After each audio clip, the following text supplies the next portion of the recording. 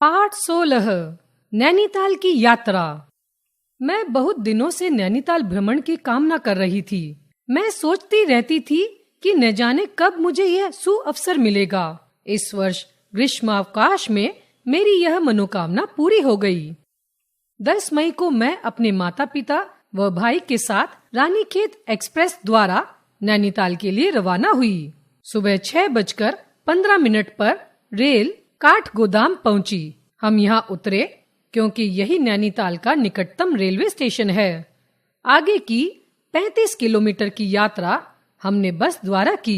घुमावदार पहाड़ी रास्तों से गुजरते समय यहाँ की प्राकृतिक छटा ने हमारा मन मोह लिया। हम दोपहर से पहले ही नैनीताल पहुँच गए।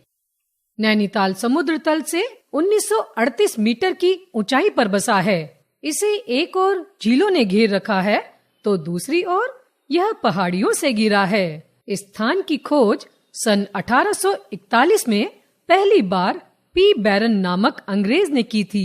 वह यहाँ की प्राकृतिक सुंदरता की ओर इतना आकृष्ट हुआ कि उसने यहाँ अपना घर बनवाया, जिसे पिलग्रिम कॉटेज नाम दिया।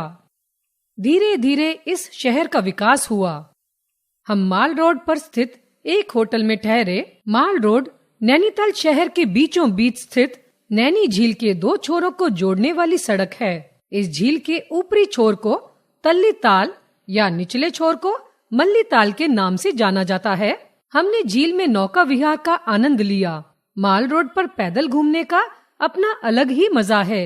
हम यहाँ रात के भोजन के बाद टहलने निकले तो देखा सैकड़ों पर्यटक टहलने का आनंद ले रहे हैं। अगले दिन हम यहाँ की सबसे ऊंची पहाड़ी नैना पीक देखने के लिए गए। यह शहर से 6 किलोमीटर दूर है। 2610 मीटर ऊंची इस चोटी से हिमालय की बर्फ से ढकी चोटियों और शहर के खूबसूरत दृश्यों ने हमारा मन मोह लिया।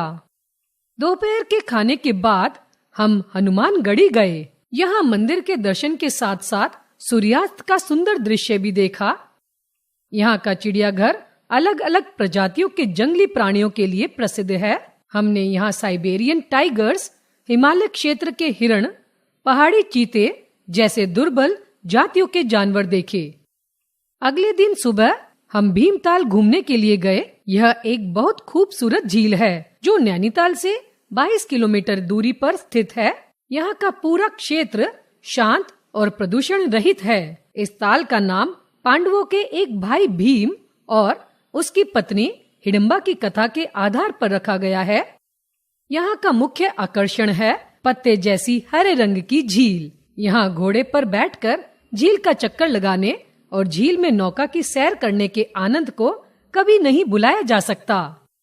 यहाँ के सुहावने मौसम के कारण घूमने का आनंद चौगुना हो जाता है। जब वर्षा की फुहार मौसम में ठंडक ला देती है तो हल्के गर्म वस्त्र पहनकर घूमने का एक अपना ही मजा है। यहाँ के लोग कुमाऊनी और हिंदी भाषा बोलते हैं, परंतु पर्यटकों के पर्याप्त संख्या में आने के कारण अंग्रेजी भाषा बोलने का भी चलन है।